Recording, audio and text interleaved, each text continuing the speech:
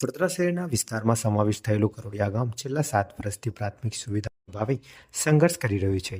કોર્પોરેશનમાં સમાવેશ થયા બાદ પણ વિસ્તારના નાગરિકોને રોડ, ગટર અને પીવાના પાણી જેવી મૂળભૂત સુવિધાઓનો પૂરતો લાભ મળ્યો નથી, જેના કારણે લોકોમાં ભારે રોષ ફેલાયો છે. સ્થાનિકોનો આક્ષેપ છે કે દર વર્ષે નિયમિત વેરો ચૂકવ્યા છતાં વિસ્તારના કામો માત્ર કાગળ પર જ સીમિત રહ્યા છે. ભાજપના ઉમેદવારો દ્વારા અનેક વખત ખાતમુહૂર્ત કરવામાં આવ્યા હોવા છતાં હકીકતમાં એક પણ કામ પૂર્ણ થયું નથી.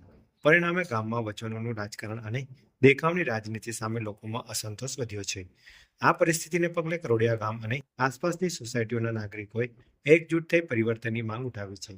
ગામના લોકો હવે વિકાસને કેન્દ્રમાં રાખી નવી દિશામાં આગળ વધવા માટે સંકલ્પબદ્ધ થયા છે.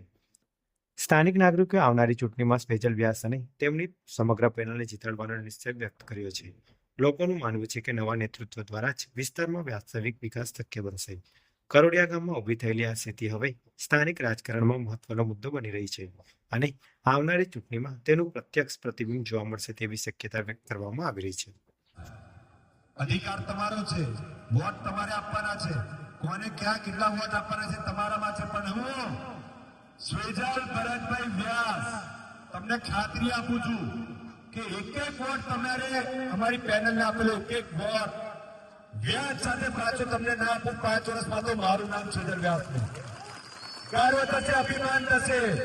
કેમ ખાલી કરોડિયાનો છોકરો એવું નહીં કે સ્વેજલભાઈ અમારી ત્યાં તકલીફ છે તમે આવો, ફક્ત એની માટે અમે કામ નહીં કરીએ. વડોદરામાં મકરપુરા હોય, માંજલપુર હોય, નરસારી હોય કે ગોત્રી હોય, તઈનો પણ છોકરા આવશે ને તોય અમે કામ કરીશું કે ના ભાઈ મારા કરોડિયાની જનતા ખોબે ખોબા વોટ ફક્ત કરોડિયા માટે નથી આપ્યા, આખા વડોદરા શહેર માટે કામ કરવા આપ્યા છે.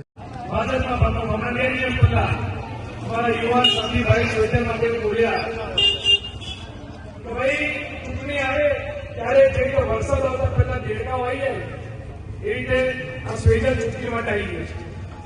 તો હું એ ભારતીય જનતા પાર્ટીના પ્રમુખને આજે તમારા વચ્ચે બધાની વચ્ચે કહેવા માંગુ છું કે ભાઈ સ્વેજલ તો વડોદરાનો જન્મ થયો, વડોદરાનો યુવાન છે, વડોદરામાં મોટો થયો, વડોદરા માટે કામ કરે છે.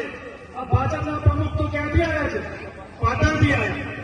પેલો ઘરનો એક આવતો હતો કે પાટણથી પટોળા લેતા હતો, આવે છે ને?